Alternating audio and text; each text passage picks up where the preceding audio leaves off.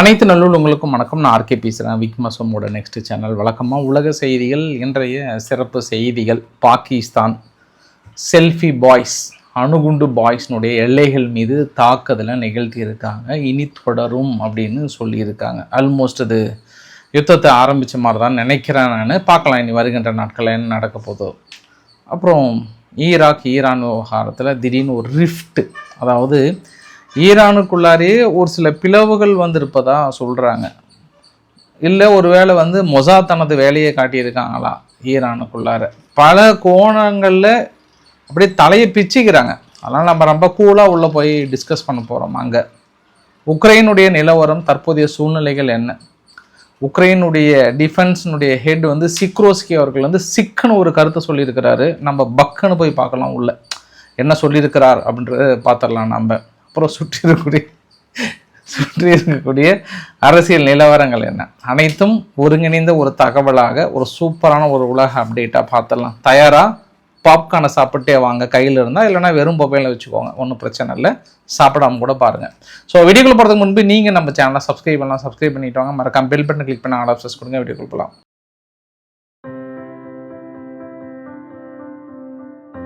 வழக்கமாக அணுகுண்டு boys, selfie boys. அணுகுண்டு பாய்ஸ்னா யாரு? பாகிஸ்தான். செல்ஃபி பாய்ஸ்னா யாரு? ஆப்கானிஸ்தான். ஏன் ஆப்கானிஸ்தானுக்கு செல்ஃபி பாய்ஸ்? அவங்க எந்த ஒரு சின்ன தாக்கல் நடத்தினாலும் உடனே வீடியோ பதிவை வெளியிட்டுருவாங்க, செல்ஃபி எடுத்துடுவாங்க. இவங்க ஏன் அணுகுண்டு பாய்ஸ்? எப்பவுமே அவங்க அக்கல் அணுகுண்டு வச்சுன்னு சுற்றுவாங்க, தேவைன்னா கடிச்சு தூக்கி போட்டுருவாங்க. டீ குடிக்கிற இடம் கூட பார்க்க மாட்டாங்க. அந்த மாதிரி ஆளுங்க அவங்க. சாதாரணமாக பேசினாவே இந்தியாவுக்கு 2 அணுகுண்டு போட்டுட்ருமான்னாங்க. ஏன்னா நேற்று கூட இண்டஸ் வாட்டர் ட்ரீட்டினுடைய பிரச்சனையை பேசும்போது, இனி எதிரிகளுக்கு ஒன்றை மட்டும் கூறுகிறேன், இந்தியாவை பார்த்து சொல்கிறாங்க. இனி இண்டஸ் வாட்டர் ட்ரீட்டி என்ன பண்ண போகிறோன்னு பாருங்கள், எங்களை அணுகுண்டுக்கு வேலை வந்துடுச்சு, இனி அடிகுண்டை தூக்க வேண்டியதான்ற மாதிரிலாம் அந்த கூட்டத்தில் ரொம்ப டெப்த்தாக டிஸ்கஸ் பண்ணியிருக்கிறாங்கன்றது ஒரு கூடுதல் தகவல். அந்த மாதிரி ஆளுங்க இவங்க. யார்? பாகிஸ்தான். சாதாரண ஆளுங்களே கிடையாது அவங்க. ஆனால் அவங்க மீது கை வச்சுட்டாங்க. எதற்காக ஆப்கானிஸ்தான் கை வச்சாங்க? ஒரு 2 நாளைக்கு முன்பு அங்கே சந்தேகத்துக்கு இடமான எல்லை பகுதியில் தீவிரவாத நடமாட்டங்கள், தெகரிக்கே தாலிபன்கள் அங்கே மறைந்திருப்பதாகவும் அந்த தாக்கலை நிகழ்த்தியதாகவும் அந்த வீடியோ பதிவு கொடுப்பாருங்க. அந்த முழுமையான கட்டிடங்கள் முழுமையாக தும்சம் பண்ணியிருக்கிறாங்க. பாகிஸ்தான் தரப்பில் இருந்து கிளைம் பண்ணுறாங்க 29 தீவிரவாதிகளை அழித்து விட்டோம் அப்படின்னு சொன்னாங்க. பட் செல்ஃபி பாய்ஸ் என்ன சொன்னாங்கன்னா, இந்த குழந்தைகள் தான், பால் மரவா குழந்தைகள் தான் உங்களுக்கு தீவிரவாதிகளா அப்படின்ற கேள்விகள்லாம் கேட்டு நேற்று ஐநாவில் ஒரு சில பதிவுகளையும் முடிவு பண்ணாங்க. இறந்தது யாருமே தீவிரவாதிகள் அல்ல, அப்பாவி மக்கள், குருட்டை ஓட்டு தூங்கி கொண்டிருந்த அப்பாவி மக்கள் மீது தாக்குதலை நடத்தி ஈவு இறக்கம் இல்லாத ஒரு நடத்தையை நடத்தி இருக்கிறது பாகிஸ்தான் அப்படின்னு ஐநாவில் ஆப்கானிஸ்தான் அந்த ஒரு ஆதாரத்தை கொடுத்தாங்க.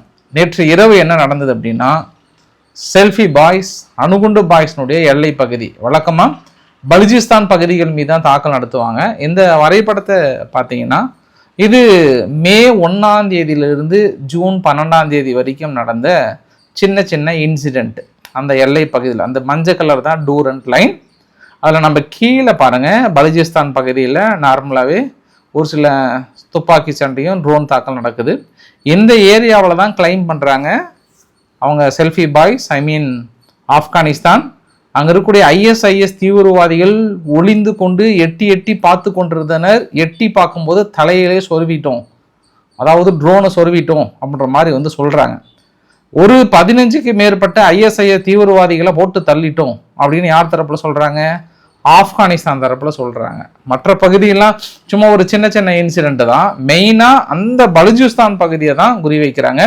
அங்கே தான் அடிக்கடி IS தீவிரவாதிகள் இப்படி எட்டி பார்க்கப்பாங்க. கரெக்டாக எட்டி பார்க்கும்போது தலையில் போட்டுக்கிறாங்க 2 ட்ரோனுன்றாங்க. பட் பாகிஸ்தான் தரப்பில் என்ன சொல்கிறாங்கன்னா, நஹி ஒரு ட்ரோன் கூட ரீச் ஆகலை, எல்லாமே மேலே வரும்போதே நாங்கள் சுட்டு வீழ்த்திட்டோம், முடிச்சிட்டோம் உங்கள் கதையை அப்படின்றாங்க. எனக்கு என்ன சந்தேகம்னா பாருங்கள், இந்த பக்கம் அணுகுண்டு பாய்ஸ் என்ன சொல்கிறாங்கன்னா, எப்பெல்லாம் செல்ஃபி பாய்ஸ்னுடைய எல்லைகள் மீது தாக்கல் நடத்துகிறாங்களோ அப்பெல்லாம் தீவிரவாதிகள் மீது தாக்கல் நடத்தி விட்டோம், தீவிரவாதிகளை அழித்து விட்டோம் அப்படின்னு சொல்றாங்க. அதே அவங்க செல்ஃபி பாய்ஸ் என்ன சொல்றாங்கன்னா, எப்பெல்லாம் அணுகுண்டு பாய்ஸினுடைய எல்லைகள் மீது தாக்கல் நடத்துறாங்களோ தீவிரவாதிகள் மீது தாக்கல் நடத்தணும், தீவிரவாதிகளை அழித்து விட்டோம். ISIS தீவிரவாதிகளை அழிச்சிட்டோன்றாங்க, அவங்க தெஹ்ரிகே தாலிபான்களை அழிச்சுன்றாங்க. எந்த தீவிரவாதிகளை எங்க அழிச்சாங்கன்னு தெரியல. இரண்டு நாடுகளும் தீவிரவாதிகளை அழித்து கொண்டிருக்கிறோம், எதிரி தீவிரவாதிகளை அழித்து கொண்டிருக்கிறோம் அப்படின்னு சொல்றாங்க. நான் வாய் தவறு என்ன சொல்ல வந்தேன்னா, இரண்டு தீவிரவாதிகளும் அடித்துக் கொள்கிறார்களா அப்படின்றாங்கல்ல சொல்ல வந்துட்டேன். அப்படி சொல்லக்கூடாது இல்லை, அது தப்பு இல்லை. அதனால அவங்க நாட்டை காப்பாத்துறதுக்கு எதிரி நாடுகளுடைய தீவிரவாதிகளை அழிச்சிட்டு இருக்காங்க. அதனால இது ஒரு எச்சரிக்கை தான். இனி மேலும் ISIS தீவிரவாதிகளை நோக்கி நாங்கள் அடிக்க தான் போறோம்னு சொல்லிட்டு சம்கானி டிஸ்ட்ரிக்ட்ல இந்த பக்டியா ப்ராவினன்ஸ்ல தொடர்ந்து ஆப்கானிஸ்தானுடைய பகுதியில் குறி வைக்கிறாங்க. இவங்க பலுச்சிஸ்தான் பகுதியில் குறி வைக்கிறாங்க. பட் இந்த இன்சிடென்ட்ல இன்னொன்று நடந்திருக்கு. அந்த பலுச்சிஸ்தான் பகுதியில் ஈரானு ஷேர் பண்ணிக்கிறாங்க. நேற்று ஈரானுடைய ஒரு போலீஸ் ஆஃபீஸர்ஸ் ஒரு 2 பேர் பக்கம் கொண்டிருக்காங்க. ஏதாவது ஒரு ஆர்ம்டு குரூப்ஸ் வராங்க, திடீர்னு போட்டாங்க. யார்? பாகிஸ்தானுடைய எல்லை பகுதியில் ஷேர் பண்ணுற ஈரானுடைய எல்லை காவல்துறை அதிகாரிகளை போட்டாங்க. 3 பேர் பக்கம் படுகாயம். நேற்று இதே மாதிரி இன்சிடென்ட் தான் அங்கே ஈராக்குடைய எல்லை பகுதியில் சம்திங் குர்தீஸாக தான் இருக்கும், அவங்க தான் பொறுப்பேற்றுக்கிட்ட மாதிரி தெரியுது. 7லேருந்து 11 பேர் இருந்து போனதா. ஃபஸ்ட்டு 2 பேர் இருந்தாங்க, அப்புறம் 4 பேர் இருந்தாங்க, அப்புறம் IRGC சார்பாக 7 பேர் அப்படின்னு சொல்லியிருக்காங்க. அது இன்னும் நாங்கள் தீவிர கண்காணிப்பில் ஈடுபட்டு இருக்கோன்றாங்க. பார்த்தா இந்த சைடு கேப்பில் செல்ஃபி பாய்ஸ் அணுகுண்டு பாய்ஸ் சண்டை போகிற இந்த சைடு கேப்பில் யாரோ உள்ள நுழைஞ்சி ஈரானுடைய காவல் அதிகாரிகளை போட்டாங்க. அது யாருன்னு தெரியல. அதனால் அந்த முக்கோண காதல் கதையில் கொஞ்சம் சற்று திருப்பமாகவும் சற்று பதற்றமாகவும் இருக்கிறது. நமக்கு இல்லை, அங்கே இருக்கக்கூடிய எல்லை தீவிரவாதிகளுக்கு சற்று பதற்றமாக தான் இருக்காங்கன்றதும் ஒரு கூடுதல் தகவல். அடுத்து மிக முக்கியமான தகவல், ஈராக் இன்று உலகம் முழுவதும் ஃபெமிலியராக இருக்கக்கூடியது இந்த அம்மா தான். இந்த அம்மானுடைய பேர் ஹல் அப்பாச்சி, அதாவது ஹிந்த் ஹல் அப்பாச்சி. இவங்களுடைய வீட்டில் 539 கோடி ரொக்க பணமும் 27 கிலோ தங்க நாணயமும் தங்க முலாம் பூசப்பட்ட உள் ஆடைகளும் பறிமுதல் செஞ்சுருக்காங்க அப்படின்னு சொல்கிறாங்க. அந்த உள்ள ஆடைகளுடைய வடிவங்களையும் அந்த அம்மாவுடைய புகைப்படத்தையும் காட்டுறான்னு. அதற்காக அந்த உள்ளாடையுடன் இருக்கக்கூடிய புகைப்படத்தை கேட்டுறாதீங்க. ஏன்னா அது உள்ளாடை அவங்க போட்டிருந்தாலும் அவங்களுக்கு தானான்ற ஆதாரத்தை காட்டுங்க அப்படின்னு அந்த புகைப்படத்தை என்கிட்ட கேட்டாதீங்க, அது என்கிட்ட இல்லை. ஆனால் இந்த அம்மா மிகப்பெரிய அளவுக்கு ஃபெமிலியர் ஆகிட்டாங்க ஈராக் முழுவதும். சரி, அதற்கு முன்பு என்ன சொன்னாங்கன்னா, இல்லை அது அந்த அம்மாவுடைய உள்ளாடை கிடையாது, இன்னஸ் கிடையாது, அது வேற எங்கேயும் டிசைனிங்லேருந்து எடுத்தாண்டாங்க. கடைசியில் பார்த்தா நேற்று இல்லை, ஈராக் அரசை அவங்களுத்தான்ற மாதிரி கன்ஃபார்ம் பண்ணாங்க. ஏன்னா 27 கிலோ தங்கமும் 537 கோடியும் இது இல்லாமல் வேறு எங்கே இருக்குன்னு தெரியல முழிக்கிறாங்க. அப்புறம் நிறைய அந்த தண்ணி குடிக்கிற நம்ம 25 லிட்டர் கேன் இருக்குல்ல, அதெல்லாம் தூக்கி எங்கே மாடியில் போட்டு அது உள்ளெல்லாம் பணத்தை ரோல் பண்ணி உள்ளே வச்சு உள்ளே அனுப்பியிருக்காங்க ஃபுல்லாக. அது ஏதோ வேஸ்ட்டில் இருக்குன்னு பார்த்தீங்கன்னா திரும்புகிற திசையெல்லாம் எங்கன்னா திடீர்னு சோறு இருக்குமா, தோண்டி எடுத்தால் பணமாக இருக்குமா. நார்மலாகவே ஒரு எம்பி, முன்னாள் எம்பிக்கள் இல்லை யாராக இருந்தாலும் சரி, இல்லை ஈரான் ஆதரவு எம்பிக்களோ இல்லை மற்ற அமெரிக்க ஆதரவு எம்பிக்களோ யாராக இருந்தாலும் சும்மா நைட்டை என்னப்பா இங்கே செவரு ஏதோ தட்டம் லைட்டை டொக்குன்னு வருதேப்பா தோண்டி பாருப்பா அப்படின்னா உள்ள ஒரு 100 கோடி உள்ள வெளியே வருதான். பணத்தை பதுக்கி வைக்கிறதுக்கு இடம் இல்லாமல் அந்த அளவுக்கு இருந்திருக்காங்க. இன்னும் கொஞ்சம் நாளில் போயிருந்தா டிஷ்யூ பேப்பரே உங்கள் பணத்தை தான் யூஸ் பண்ணியிருப்பாங்களான்ற இன்னொரு கேள்வியும் வந்திருக்கிறது. அந்த அளவுக்கு ஈராக்கில் மிகப்பெரிய ஃபெமிலியராக இருக்காங்க. இது எல்லாமே அரசு கஜானாவில் சேர்த்தப்படுறாங்க. கொஞ்ச நாளைக்கு இந்த டாபிக் ஓடும். அங்கே பாருங்கள் நல்ல அதிகாரிகள் எவ்வளோ சிறப்பாக வேலை செய்கிறாங்கன்ட்டு. அதை விட அதிகமாக 4000 கோடி 5000 கோடி சொத்தெல்லாம் இருக்குன்னு சொல்கிறாங்க ஐயா. சாதாரணமாக ஒரு தேர்தலுக்கு 6000 கோடி 7000 கோடி செலவு பண்ணுறாங்கன்னு சொல்கிறாங்க ஐயா.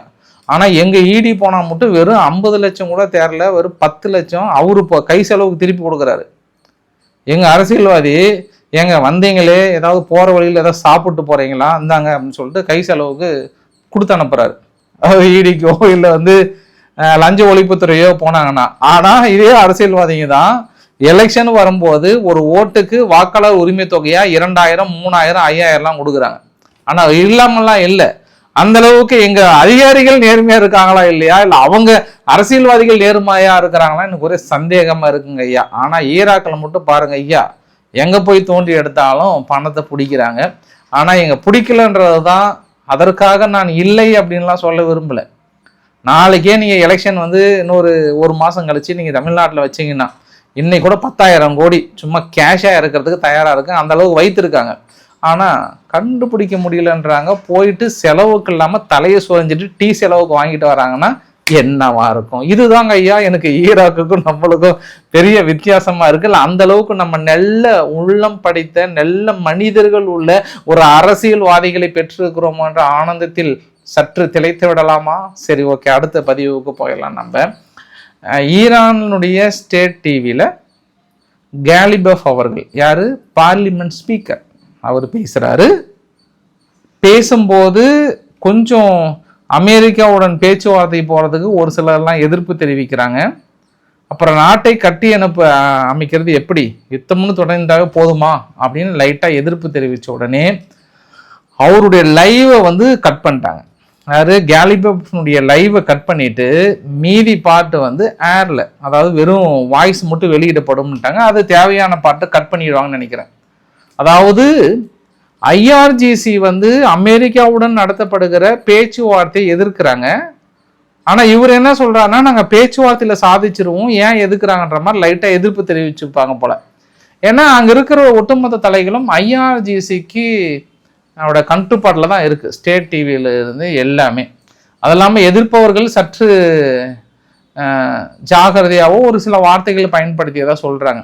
அவர் சொன்னதுக்கும் இன்னொரு இன்சிடென்ட் நடந்ததுக்கும் மேட்ச் பண்றாங்க. என்ன அப்படின்னா, அங்க அட்மிரல் முகமது அக்பர் ஜதாத், இவர் யாருன்னா பொலிட்டிக்கல் டெப்டி ஆஃப் காமேனியினுடைய representative office IRGC navy. IRGC நேவியினுடைய பொலிட்டிக்கல் அஃபீஸர் இப்போ உயிரோடு இருக்கிறார் இல்லையா, டெப்டி காமேனி அவர்களுக்கான நேரடி உதவியாளர் என்று சொல்லப்படுகிறது. திடீர்னு ஒரு இடத்துல காரில் போகிறாரு, சம்திங் ஏதோ நடக்குது, பார்த்தா மர்மமான முறையில் இறந்து போகிறார். ஒரு டெப்டி ஐஆர்ஜிசியில் இருக்கக்கூடிய அடுத்த தலைமை பொறுப்பில் இருக்கக்கூடிய மிக முக்கிய நபர். எப்படி யாருமே இல்லாமல் இவர் காரில் போனார்ன்றது அதிசயம். அதாவது வழக்கமாக நம்ம இங்கே நம்ம ஒரு கவுன்சிலர் ரேஞ்சில் இருக்கிறவங்களே ஐயா கூட ஒரு கூட்டத்தோடு தான் போவாங்க ஐயா. ஆனால் கிட்டத்தட்ட அயதுல்லா அலி காமேனி அவர்களுடைய நெருங்கிய நேரடி டைரக்ட், அது பேர் என்ன சொல்லுவாங்க, உதவியாளர். பட் இவர் தனிப்பட்ட முறையில் ஏதோ ஒரு பர்சனலுக்காக வந்திருக்கிறார். கார் திடீர்னு டர்ன் ஆகிருக்கு, எப்படி இறந்தாருன்னே தெரியல, மர்மமான முறையில் இறந்துருக்கிறார். அப்போ இது மொசாத்தினுடைய வேலையாக இருக்குமா இல்லை வேறு ஏதாவது வேலையாக இருக்குமா? ஏன்னா ஒரு நாளைக்கு முன்பு என்ன சொன்னாருன்னா, ஐஆர்ஜிசி நேவி நாங்கள் தெளிவாக இருக்கோம், ஸ்டேட் ஆஃப் ஹார்முஸ் பகுதியை எங்கள் கட்டுப்பாட்டுக்குள்ளே தான் இருக்குது, அது எந்த கொம்பனாலும் முடியாது, இதை ஒற்றை காரணத்தை வைத்து கொண்டு ஈரான் நினைத்ததை சாதிக்கலாம், ஏன் நம்ம பேச்சுவார்த்தை நடத்தி அவங்கக்கிட்ட போயிட்டு கெஞ்சிட்டு இருக்கணும், அவங்களா வழிக்கு வருவாங்கன்ற ஒரு எதிர்ப்புமே லைட்டாக தெரிவிக்கிறார். அப்போ கேலிபஃப் அவர்கள் டிவியில் உட்காந்து என்ன சொல்கிறாருன்னா, அவருக்கு என்ன தெரியும், இங்கே இருக்கக்கூடிய ரியாலிட்டிஸ் என்னன்றமோ ஒரு சில வார்த்தைகளை விட்டுருக்கார். மேபி கொன்னது மொசாதா, இல்லை உள்ளுக்குள்ளே இருக்கக்கூடிய இன்டர்னல் ட்ரிஃப்டில் வேற ஏதாவது நடந்திருக்கா? அப்படி பார்த்தா அயதுல்லா அலி காமேனி அவர்களுடைய இடத்த சொல்லி கொடுத்துட்டுப்பாங்களா? இந்த பதற்றம்லாம் ஈரானுக்குள்ளே நிலவி இருக்கும். இப்போ இவருடைய இறப்பு நேற்று இறந்ததில் ஏன் இதை நம்ம இவ்வளோ அழுத்தம் திருத்தமாக சொல்லணும்னா, கொஞ்ச நாளாகவே கொஞ்சம் சம்திங் கொஞ்சம் பிஸ்கியாக போயிட்டுருக்கு ஈரானுடைய பேச்சுவார்த்தை. மீதி எல்லாமே வள கொலை அப்படின்னு இழுத்துட்டு போயிட்டே இருக்குது. இது அடிஷ்னலாக இன்றைக்கி வேர்ல்ட் ஸ்ட்ரீட் ஜேர்னல் என்ன சொல்கிறாங்க, இல்லை அமெரிக்காவுடைய செய்தி குறிப்புகள் எல்லாமே என்ன சொல்ல வருது அப்படின்னா, இன்னும் 2 நாளில் பேச்சுவார்த்தை இன்றைக்கி போயிட்டுருக்கு தோஹாவில், எந்த ஒரு முன்னேற்றமும் இல்லைன்னா எங்களுக்கான எல்லா ஆப்ஷனும் இருக்குது, மறுபடியும் நாங்கள் தொடங்கி வைக்க வேண்டியதான் அப்படின்ற மாதிரி சொல்கிறாங்க. வழக்கமாக இன்றைக்கி என்ன கிழமை, புதன்கிழமையா, இன்னும் 2 நாள் இப்படி பேசுவாங்க. சனி ஞாயிறானா அவ்வளோதான், ஒரு 2-3 ட்ராமா போடுவாங்க. அதுக்காக வந்துட்டாங்க, இப்போ அந்த ரேஞ்சுக்கு வந்துட்டாங்க. இப்போ இந்த பேச்சுவார்த்தை எப்படி உடன்பட போகிறதில்ல, வெள்ளிக்கிழமை தாக்குதல் உறுதி, நீங்கள் எழுதி வச்சுக்கோங்க. வெள்ளி சனி ஞாயிறு இந்த 3 நாளில் கண்டிப்பாக லைட்டாக வலிக்கிற மாதிரி அந்த பக்கம் இந்த பக்கம் கொஞ்சம் லைட்டாக அடிச்சுப்பாங்க, விளையாடிப்பாங்க. ஆனால் என்ன சொல்கிறாங்கன்னா, மறுபடியும் ஒரு யுத்தத்தை ஸ்டார்ட் பண்ணுற மாதிரியான சூழ்நிலை இருக்குன்ற மாதிரி சொல்கிறாங்க. ஸோ அவங்க ஈரான் தரப்புலையும் கேலிபஃப் அவர் என்ன சொல்கிறாருன்னா, இந்த பேச்சுவார்த்தை முடியலன்னா நாங்கள் யுத்தத்துக்கு தயாராக இருக்கோம், ஆனால் பேச்சுவார்த்தை முடியும் என்று நினைக்கிறேன், ஆனால் எங்களோட கோரிக்கையில் நாங்கள் விட்டு கொடுக்க மாட்டோம், நாங்கள் தெளிவாக இருக்கோம், அமெரிக்கா விட்டு கொடுத்தாதான் உண்டுன்றதையும் அவன் சொல்லியிருக்கிறாரு. அதனால் பார்க்கலாம் நம்ம இருக்கிற சூழ்நிலை எப்படி போயிட்டுருக்கு. நிஜமாவே உள்ளுக்குள்ளே இருக்கக்கூடிய யாராவது ஊடுருவி எதாவது செய்கிறாங்களா, இல்லை நிஜமாவே மொசாத் இன்னும் ஈரானுக்குள் இருக்கிறதா அப்படின்ற ஒரு சந்தேகத்தை அடுத்த லெவலுக்கு வந்திருக்கிறது. இன்னொரு நியூஸுமே கூட வந்தது, பட் அது ஃபேக் நியூஸ் தான். சப்போஸ் நீங்கள் கேள்விப்பட்டிருந்தாலும் உங்ககிட்ட சொல்லிடுறேன். நியூக்ளியர் சயின்டிஸ்ட் ஒருத்தர், டாப் சயின்டிஸ்ட் ஒருத்தர் வந்து நேற்று கொல்லப்பட்டிருப்பதா சொன்னாங்க. அது இல்லை, அது ஃபேக் நியூஸ், அது சும்மா சொல்லியிருக்காங்க. அது மாதிரிலாம் யாரும் கொல்லப்படல. அப்புறம் ஈரானுடைய அதிபர் பெசஸ்கியன் அவர்கள்கிட்ட வந்து இந்தியாவுடைய பிரதமர் மோடி அவர்கள் தொலைபேசியில் உரையாடி இருக்கிறார். ஹார்மூஸ் நீரிணையை வந்து கொஞ்சம் தடையற்ற போக்குவரத்தை கொஞ்சம் வழிவகை செய்யுங்க, பார்த்து கொஞ்சம் சோதானமாக முடிச்சு விடுங்க ஐயா, போதும், அமைதியின் மார்க்கமாக சென்று விடுங்கள், கொஞ்சம் சீக்கிரமாக முடித்து விடுங்கள். அமைதியின் மார்க்கமாக செல்லும் பட்சத்தில் ஈரானுக்கான அனைத்து உதவிகளையும் அனைத்து ஏற்றுமதி இறக்குமதியும் நாங்கள் செய்ய தயாராக இருக்கிறோம் என்று உறுதியளித்திருப்பதாகவும் செய்தி குறிப்புகள் வந்திருக்கிறது. அதனால் பேச்சுவார்த்தை அப்படியே ஸ்மூத்தாக போதான்னு பார்க்கலாம் நம்ம. ஏன்னா இப்போ குரூடாயில் வேலை வேறு குறைஞ்சிட்டு இருக்கு இல்லையா, அதனுடைய தகவல் நம்ம சொல்லலாம். அதற்கு முன்பு நான் உக்ரைனுடைய தகவலை ஷேர் பண்ணிட்டு போயிடுறேன். நேற்று ஃப்ளமிங்கோ மிசைல்ஸ் அப்படியே நேராக உள்ளே போயிட்டு ரஷ்யாவுடைய ஸ்பிசிக்கல் மெஷர்மெண்ட்டுன்னு சொல்லிட்டு ஒரு ரிசர்ச் இன்ஸ்டியூட் ஒன்று அங்கே அடிச்சிட்டாங்க. வழக்கமாக எண்ணெய் கிடங்குகள் அது மாதிரி எல்லாம் அடிப்பாங்கன்னா இப்போ ரிசர்ச் இன்ஸ்டியூட்டை அடிச்சிட்டாங்க. நேற்று தான் ஒரு பெரிய ஒரு ட்ரோன் தாக்கல முயற்சி பண்ணாங்க. பட் ரஷ்யானுடைய வான்தடுப்பு சாதனங்கள் அங்கங்கே இடைமறித்ததாகவும் ஒரு சில சிறிய சேதாரங்கள்லாம் பெருசாக இல்லைன்னாங்க. நீங்களே பாருங்கள், வான்தடுப்பு சாதனங்கள் எந்த அளவுக்கு குவிச்சு வச்சுருக்கிறாங்க ரஷ்யாவுக்குள்ளாரன்னாங்க. ஆனால் இது எல்லாம் மீறி ஃப்ளமிங்கோ மிசைல்ஸ் வந்து அங்கே டார்கெட்டை ரீச் பண்ணுது அப்படின்னா அவங்க சக்ஸஸ் பண்ணுறாங்கன்னு தான் அர்த்தம். உக்ரைனில் பெரிய சக்ஸஸ் பண்ணுறாங்கன்னு தான் அர்த்தம்னா, அதனால் அவங்க கொஞ்சம் தைரியமாக இருக்காங்க. இன்றைக்கி கூட ஜெலன்ஸ்கியும் அந்த பக்கம் ஸ்வீடன் ஒரு பெரிய ஒரு அக்ரிமெண்ட்டை வந்து போட்டிருக்காங்க. ஏற்கனவே இந்த கிரீப்பன் போர் விமானத்தை கொடுக்குறேன்னு சொல்லியிருந்தாங்க. ஒரு 3 சும்மா ஒரு ட்ரையலுக்கு கொடுத்துருந்தாங்க. கிட்டத்தட்ட 16 ஃபைட்டர்ஸ் கொடுக்குறாங்க 2027. இந்த 16 கிரீப்பன் சிஎன்டி ஏர்கிராஃப்ட் வந்து முழுக்க உக்ரைனுக்காகவே நாங்கள் அவங்களுடைய ஓன் அமௌண்ட்டில் கொடுக்குறாங்க.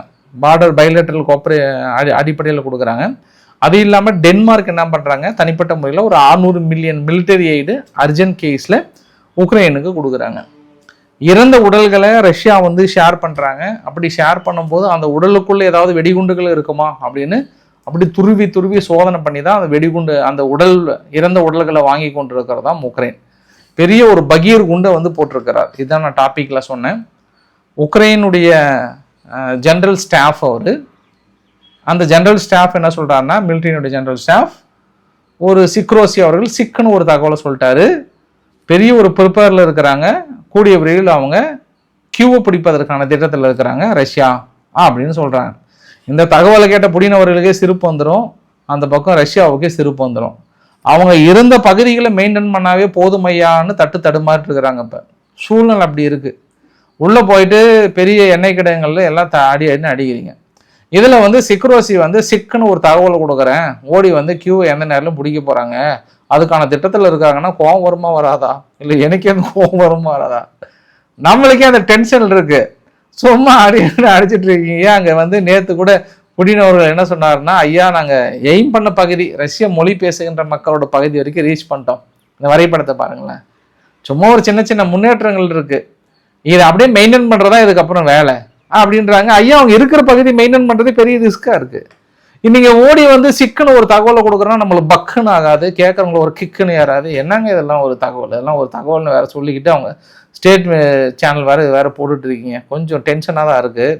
இன்னொன்னு சொல்கிறாங்க, இந்த பின்லாந்து, எஸ்டோனியா, லாட்வியா இந்த 3 பகுதியில் ஒரு 3-4 கிலோமீட்டர் பக்கத்தில் வரைக்கும் கொஞ்சம் ரயில்வேனுடைய ட்ராக்கையோ இல்லை மற்றதையோ வந்து க்ளோஸ் பண்ணிட்டாங்க. ரயில்வே கிராசிங் ரோடு மீதி எல்லாமே வந்து ரஷ்யா க்ளோஸ் பண்ணிட்டாங்க. போதும், அவங்க கொஞ்சம் அமெரிக்காவின் கைக்குலிகளாக மாறிவிட்டார்கள், முழுமையாக மாட்டாங்க, அதனால் வேண்டாம், கொஞ்சம் தள்ளி நிற்கலான்ற மாதிரி வந்து சொல்லியிருக்காங்க. இந்த வீடியோட நிறைவு பகுதியில் ஒரு வீடியோ ஒன்று பாருங்கள். இது வந்து வெனிசுலாவில் பூகம்பம் ஏற்பட்டது இல்லையா, அந்த பகுதியில் சிவந்த நிறத்தில் வானம் பெரிய ஒரு ஸ்ட்ரோம் மாதிரி வந்திருக்கு. அதாவது ஒரு பனிப்புயல் மாதிரி, பனிப்புயல் கூட இல்லை, சம்திங் புழுதி புயல் மாதிரி வந்திருக்கு. பார்த்தா வானமே அப்படி ரெட்டாக இருக்குது. ஏற்கனவே 50,000 பேர்த்துக்கு மேலே என்ன ஆனாங்க அப்படின்னு தெரியலன்றாங்க. நிறைய சவப்பெட்டிகள் வந்துட்டே இருக்குது, நிறைய உடல்கள் எடுக்க முடியல, தடுமாறிட்டு இருக்காங்க. அப்படி இருக்கச்சே இந்த வானம் இப்படி வரும்போது சற்று வந்து மக்களுக்கு பலவித சிந்தனைகள் தோன்றும். அவ்வளோதான், நார்மலாகவே அங்கே வந்து அதிகமாக கிறிஸ்டியன் மக்கள் இருக்கிறனால இயேசு அவதரிக்க நேரம் வந்து விட்டது, அவ்வளோதான், இதோ வானம் சிவந்து விட்டது, ஏதோ கட்டிடங்கள் இடிந்து விழுந்து விட்டது, ஒன்றோடு ஒன்று மோதி விட்டது அப்படின்ற மாதிரிலாம் அந்த பக்கம் பேச ஆரம்பிச்சிட்டாங்கன்னு அர்த்தம். அப்படின்னா நீங்கள் நோட் பண்ணிக்க வேண்டிய ஒரு தகவலும் இருக்கிறது. அடுத்து இன்னொரு மிக முக்கியமான விஷயம், நம்ம சாப்டர் அது என்னங்க நம்ம சாப்டர் அப்படின்னா, நம்ம ரொம்ப நாளாக 2-3 நாளாக கேட்டுட்ருக்கோம், க்ரூட் ஆயிலோட விலை குறைவு, ஏதாவது விலை குறைப்பதற்கு வாய்ப்புகள் இருக்கா ஐயா அப்படின்னு கேட்டிருக்கோம் நம்ம. பட் நயாரா பெட்ரோல் பங்க் இருக்கு இல்லையா, மொத்தம் இந்தியா முழுவதும் 7000 இருக்கான். அவங்க என்ன பண்ணுறாங்க, பெட்ரோல் விலை 5 ரூபாயும் டீசல் விலை ரூபாய் 3 குறைத்திருக்காங்க. ஏன்னா சர்வதேச சந்தையில் குறைந்திருக்கிறதுனால அது ஒன்று நல்ல விஷயம்தான். பட் இன்னும் மத்திய அரசாங்கமோ இல்லை எண்ணெய் நிறுவனங்களோ ஒன்று சேர்ந்து இன்னும் இந்த அறிவிப்போ வரல. ஆனால் ஏற்றுமதிக்கான வரியை உயர்த்திருக்கிறாங்க. பெட்ரோல் ஏற்றுமதி வரி லிட்டருக்கு 1.5 4 உயர்த்தியிருக்காங்க. அதே மாதிரி டீசல் மற்றும் விமான எரிபொருள் மீதான வரி லிட்டருக்கு 8.5 7.5 குறைக்கிறாங்க, உள்நாட்டு தேவையை அதிகரிப்பதற்காக. 1ஆம் தேதியிலிருந்து ரெஸ்ட்ரிக்டட் நிறைய இருந்தது. வாட்டர் பாட்டில், பெரிய டின்னில் இந்த மாதிரிலாம் கொடுக்கக்கூடாது ரெஸ்ட்ரிக்டட் இருந்தது. அது பேருக்கு தான் அந்த ரெஸ்ட்ரிக்டட், ஆனால் வாங்கிட்டு போனவங்க வாங்கிட்டு தான் இருக்காங்க, ட்ரம்மில் வாங்கிட்டு போகிறவங்க வாங்கிட்டு தான் இருக்காங்க. இந்த பெட்ரோல் பங்க்கில் பொறுத்த வரைக்கும் இந்த மாதிரி ரெஸ்ட்ரிக்டட்லாம் சும்மா பேருக்கு தான். மத்திய அரசும் சரி இல்லை பெட்ரோலத்தில் அமைச்சரும் சரி எதுக்கு அந்த ரெஸ்ட்ரிக்டட் போடுறாருன்னு எனக்கு தெரியல. நீங்கள் எப்போ அந்த ரெஸ்ட்ரிக்டட் போடுறீங்களோ அப்போ தான் அவங்கவுங்க பிரியாணி குண்டாவெல்லாம் வந்து வாங்கிட்டு போனாங்க. அதனால் அதை விட்டுருங்க. இருந்தாலும் பெயருக்கு இன்றைக்கி என்ன சொல்லிட்டாங்க, நான் முழுமையாக நீக்கிறோன்னிட்டாங்க. அப்புறம் வணிக சிலிண்டருடைய பயன்பாடு இருக்கு இல்லையா, அது வந்து 183 ரூபாய் குறைச்சிருக்காங்க. 2930 ரூபாய் 3113 இருந்து. அதனால் இனி ஆம்லேட் விலை, ஆனியன் ஊத்தப்பத்தினுடைய விலையெல்லாம் ஒரு 3 ரூபாய் 4 ரூபாய் குறைப்பாங்களா இல்லை இன்னும் கொஞ்சம் எதிர்பார்க்குறாங்களா? மெயின் என்னென்னா, இந்த கேஸ் கிடைக்கலன்றதுக்காக விறகுல செய்கிறோம், கரண்ட் அடுப்பில் செய்கிறோன்ட்டு கேஸ் விலைன்னு ஒரு 30 ரூபாய் 20 ரூபாய் போட்டீங்க ஐயா, அதை குறைச்சிங்கன்னாவே போதும். ஏற்றிய விலைகளை சற்று குறையுங்கள், மக்கள் கொஞ்சம் கஷ்டப்படுகிறார்கள் என்று இந்த கோரிக்கையை வைத்துக்கொண்டு இந்த பதிவை நான் முடிக்க விரும்புகிறேன். பட் நம்ம பயன்படுத்துகிற கேஸ்னுடைய விலை குறையல. ஆனால் கண்டிப்பாக இந்த ஒரு நிலைமை நீடிச்சதுன்னா குறையும். பட் எனக்கு என்னமோ சந்தேகமாக இருக்குது, மறுபடியும் தாக்குதல் தொடங்குவதற்கான வாய்ப்புகள் இருக்கிற மாதிரி தான் தென்படுகிறது. பேச்சுவார்த்தை யாரும் உடன்படல. IRGC ஸ்ட்ராங்காக இருக்காங்க. பொலிட்டிக்கல் லீடர்ஸ் பேச்சுவார்த்தை நடத்தலான் இருக்காங்க. யாரு? பெசஸ்கியன் அவர்கள், அராக்சி அவர்கள், கேலிபஃப் அவர்கள், இவங்கெல்லாம் ஒரு டீமாக பேச்சுவார்த்தை நடத்தி சக்ஸஸ் பண்ணிக்கலான்றாங்க. IRGC நகி ஃபைட்டுக்கே அட்டாக் ஹே அப்படின்றாங்க. அட்டாக் ஹேவா பேச்சுவார்த்தை ஹேவா, எது ஜெயிக்குதுன்னு பார்த்துடலாம் நம்ம. ஸோ இன்றைக்கு ஓரளவுக்கான தகவலை கவர் பண்ண நினைக்கிறேன். பிடிச்சிருந்தா லைக் பண்ணுங்க, ஃப்ரெண்ட்ஸுக்கு ஷேர் பண்ணுங்க, சப்ஸ்கிரைப் பண்ணுங்க. Ravikumar RK channel. நன்றி, வணக்கம்.